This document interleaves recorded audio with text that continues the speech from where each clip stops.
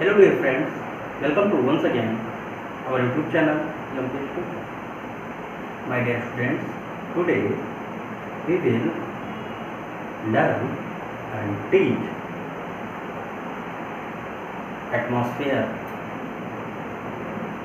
Today I will explain about the atmosphere, how many layers, how many spheres, how many types of atmospheric layer and many types of and a lot of knowledge about the atmosphere and other points. So let's start our chapter major domains of the earth and topic is atmosphere.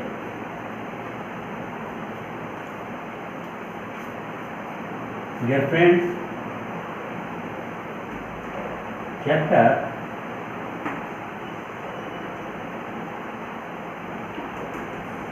major domains of the earth. Dear friends, I have taught in previous days. Dear friends and students, previous days I have taught hydrosphere, lithosphere and some points of atmosphere. But today we will start once again atmosphere. Atmosphere means vayu mandal.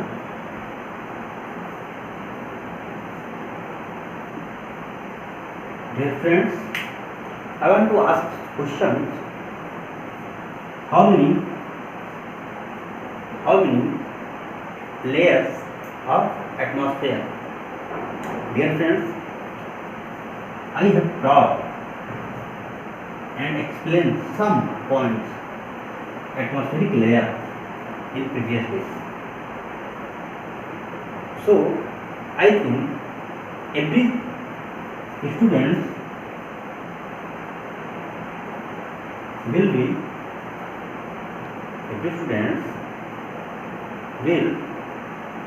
remember in mind. If you know atmospheric layer, then you can write in comment box. Okay, next question is, can you give the answer major domains of the earth? I think every person well known as major domains of the earth. How many major ocean on the earth? How many major landforms of the earth? Landform means land area, means you can write continent. Okay, so let's start once again. Atmosphere, 5 layers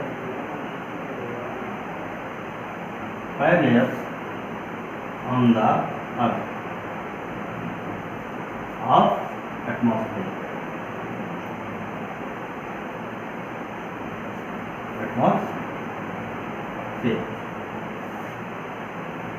Okay, you know this is the model of earth. You can north pole, south pole and equator. Okay, 0 degree, 23 half, north, 66 half, north, 23 half, south, 66 half, south. Arctic circle,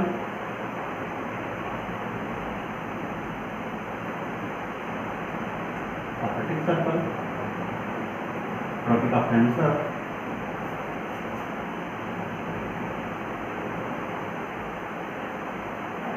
equator, Tropic of Capricorn and Antarctic circle.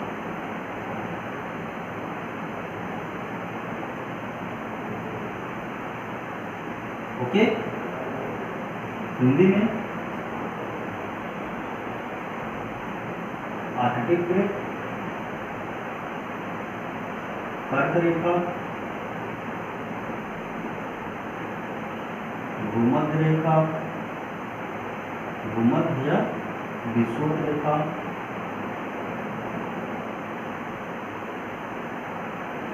And मकर रेखा,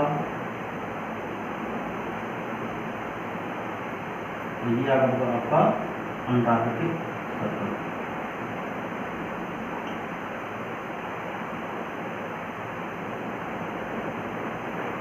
तो इस प्रकार आप कुछ points जान गए बेटा। कौन सा गेम मैंने आपको फिर से बता दिया। तो एक बात आपको समझ में आई, जो पैरेलल लाइन चलती है इसको कहते हैं लैटिट्यूड,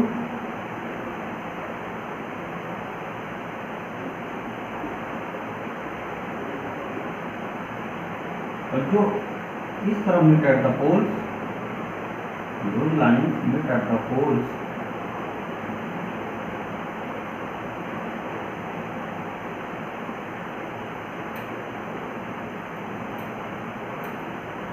longitude.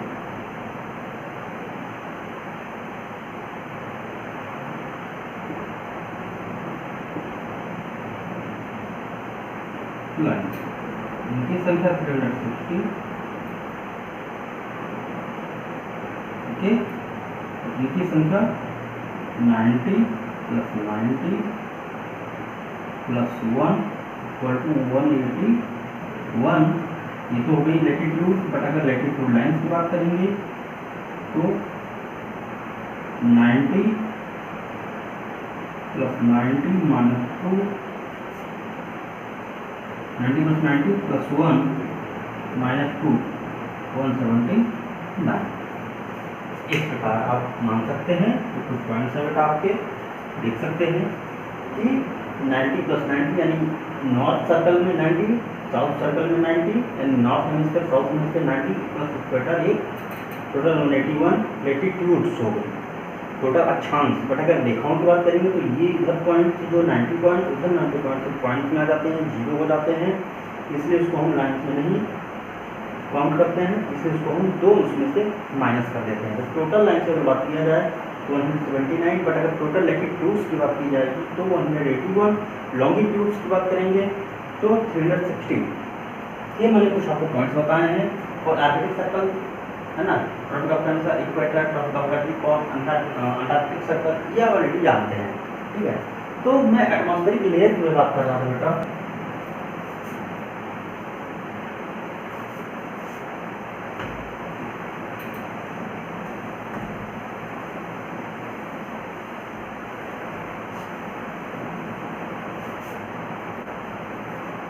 एटमॉस्फेरिक लेयर बेटा ये देखिए, जो मान लीजिए आपका अर्थ है, ठीक है, और यहाँ अगर मैं कंजम्पशन की बात करूँ, अगर मैं गैसों की मात्रा की बात करूँ, तो मैंने आपको जो बताया था कि ये आपका 20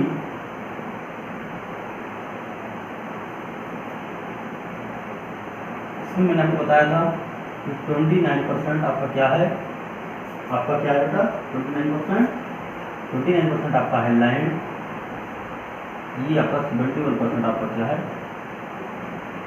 वाटर। बात समझ आ रही है।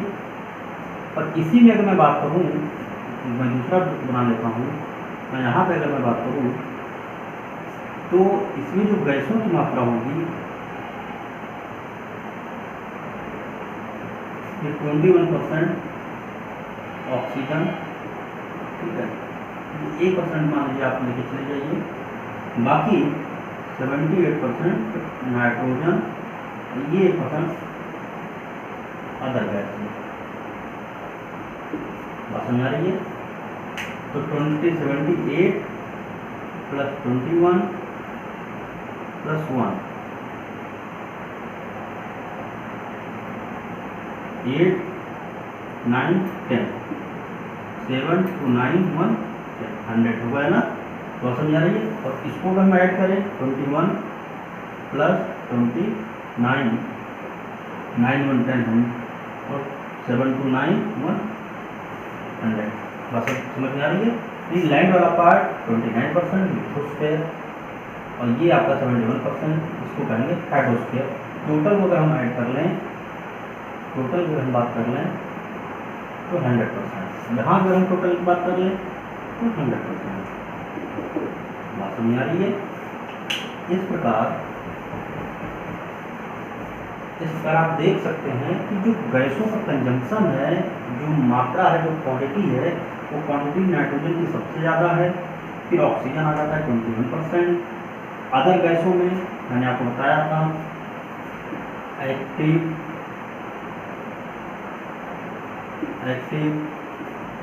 नॉन एक्टिव, है ना, उसके बाद पॉइजनस, नॉन पॉइजनस,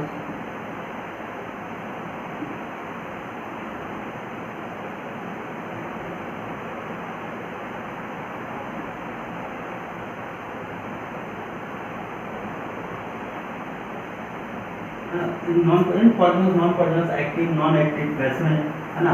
अब नॉन एक्टिव गैसों में देखिए मैंने आपको बताया था, अगर आपको याद हो, नॉन एक्टिव जो गैसेज हैं उनका फार्मूला देखिए, ट्रिक हिना आकर जाना है, हिना आकर जाना। अब देखिए इसे हीलियम, है ना, देखिए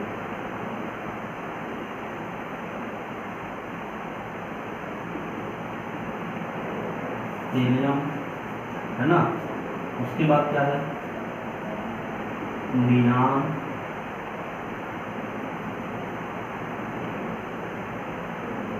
दोनों तरफ से नियान, नियान, आर्गन, है ना, क्रिप्टॉन, 1 2 3 4, है ना, जेनान और रेडान। ये आपकी जो गैसें हैं, ये आपकी कैसी गैसें हैं, नॉन एक्टिव, इनको कहते हैं अक्रिय गैस।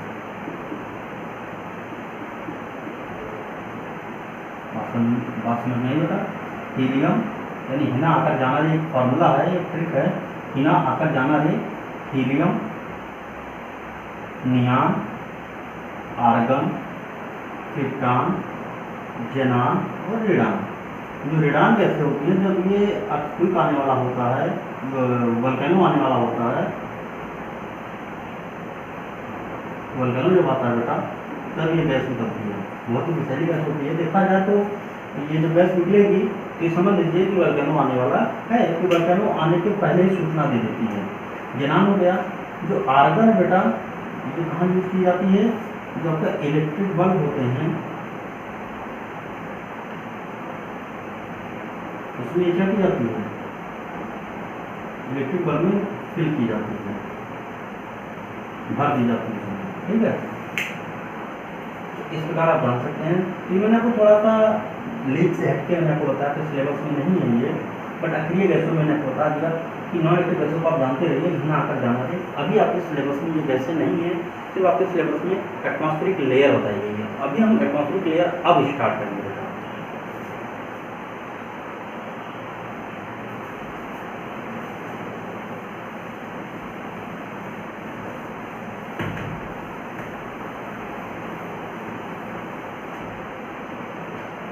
हमारे पास एटमॉस्फेरिक लेयर बेटा,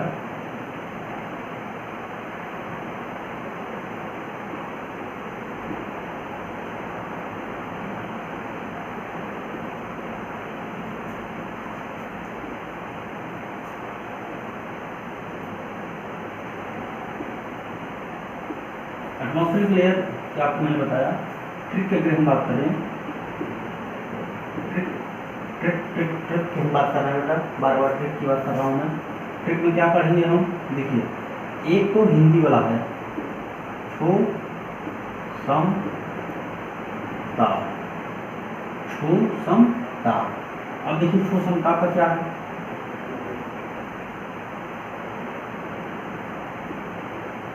छो सम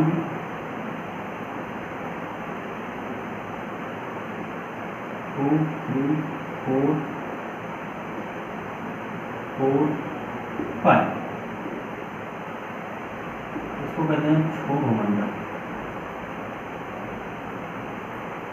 इसको कहते हैं संताप मंडल।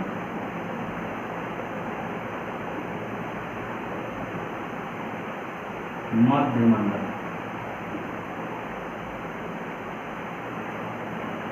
ताप या आयन मंडल,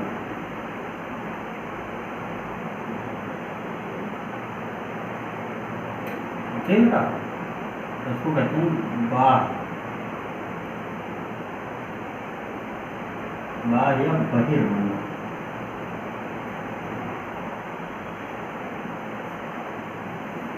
तो इसको हम कैसे रखेंगे, ऊपर से नहीं चलेंगे, इसको हम नीचे से रखेंगे बेटा, यहाँ से।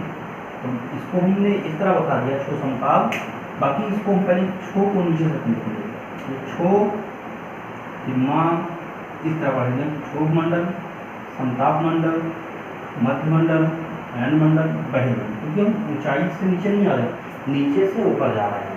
ठीक है, ये मैंने आपको एक समझाने का मैंने बता दिया कि आप जान लीजिए इसको, बाकी इसको हम यहाँ से नीचे से स्टार्ट करेंगे। क्षोभ मंडल, मध्य मंडल, क्षोभ मंडल, संताप मंडल, मध्य मंडल, ताप मंडल या आयन मंडल, उसके बाद बहिर्मंडल।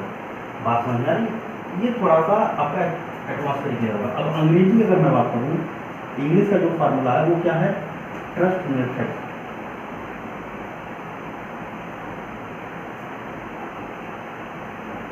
Trust method. अब इसको हम ऊपर से नहीं चलेंगे, इस बार इसको हम नीचे से स्टार्ट करेंगे। तो कैसे करेंगे,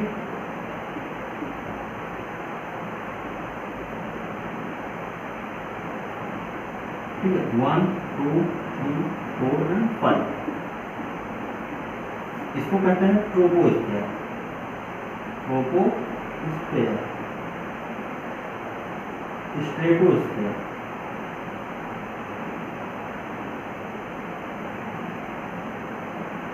मीजोस्फीयर, थर्मोस्फीयर,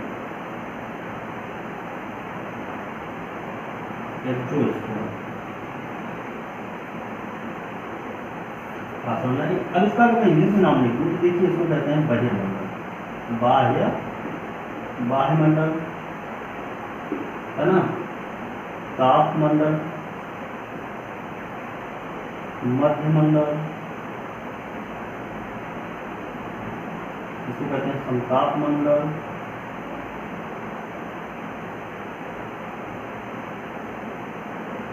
इसको कहते हैं क्षोभ मंडल।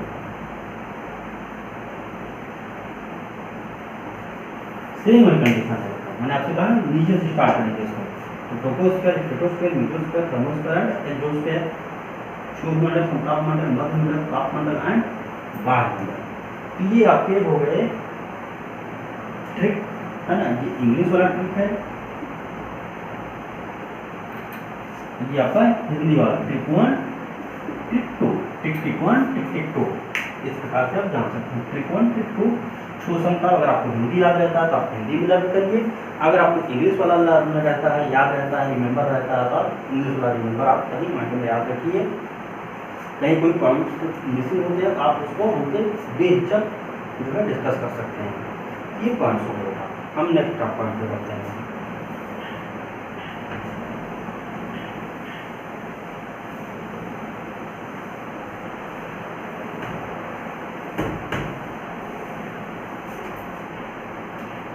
हमने आपको जो गैस का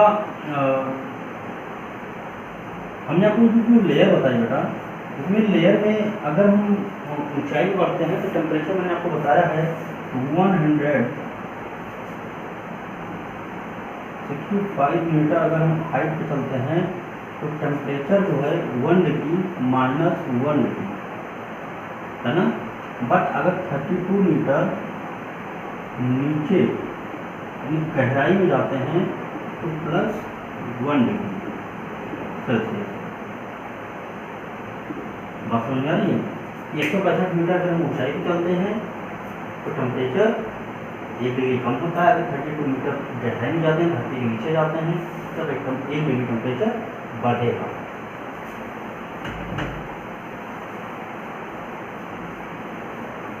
हमने आपको ये भी बताया कि जो नियान, आर्गन, क्रिप्टॉन, ज़ेनान है, ये सारी जो गैसें, ये अक्रिय गैसें हैं। लेकिन जो नाइट्रोजन गैस है, नाइट्रोजन समझ है ना, इसको हम नाइट्रोजन कहते हैं। जो नाइट्रोजन है ये क्या, कौन सी गैस है? जो उसका कंपोजिशन क्या है, 78%, ये मेन गैस है, मेन है ना। और ऑक्सीजन जो है बेटा है ना, जिसको हम ऑक्सीजन 21% है, ये भी क्या है, मेन। तो देखा जाए तो एटमॉस्फेयर में जो मेन गैसें हैं वो कौन कौन सी हैं? N2 + O2, यही क्या बनाती हैं आपका एटमॉस्फेयर मेन। और जिसमें से नाइट्रोजन जो बेटा, जो नाइट्रोजन है ये ग्रोथ एंड डेवलप के लिए, डेवलपमेंट के लिए क्या है, यूजफुल है। किसके लिए? प्लांट्स के लिए, क्योंकि प्लांट्स नाइट्रोजन की ही सहायता से आगे बढ़ते हैं, डेवलप करते हैं। और जो आपके ऑक्सीजन है वो एनिमल्स के लिए क्या है, यूजफुल है। तो क्या करते हैं? ब्रीदिंग करते हैं, है ना, और ग्रोथ करते हैं। बात समझ आ रही है। देखा जाए तो जो मेन गैसें हैं वो आपकी कौन सी हैं? नाइट्रोजन और ऑक्सीजन।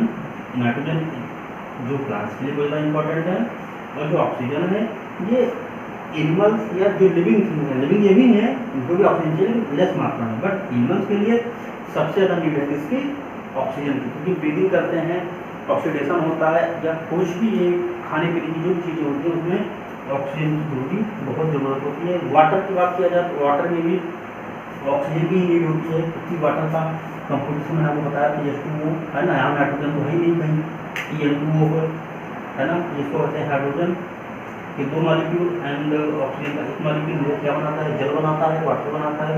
तो वाटर के लिए भी बहुत ज़्यादा जरूरी है। ह्यूमन बॉडी में भी, अगर ह्यूमन बॉडी की बात कर रहे हैं, ह्यूमन बॉडी में भी लगभग 70% तो क्या है? वाटर। अगर हम अर्थ की बात कर रहे हैं, अगर हम अर्थ की बात करें वहाँ पे भी क्या है? 70%। और कुल मिला के ये कहने का मतलब है कि वाटर हमारे लिए बहुत ज़्यादा नीड है, बहुत नीडी है, बहुत यूजफुल है। और उसमें कंपोजिशन किसका है? ऑक्सीजन का। हम ऑक्सीजन की मात्रा कहीं न कहीं फुलफिल कर लेते हैं। तो इस प्रकार ब्रीदिंग के लिए, डेवलपमेंट के लिए यही 2 गैसें जरूरी हैं। अब आप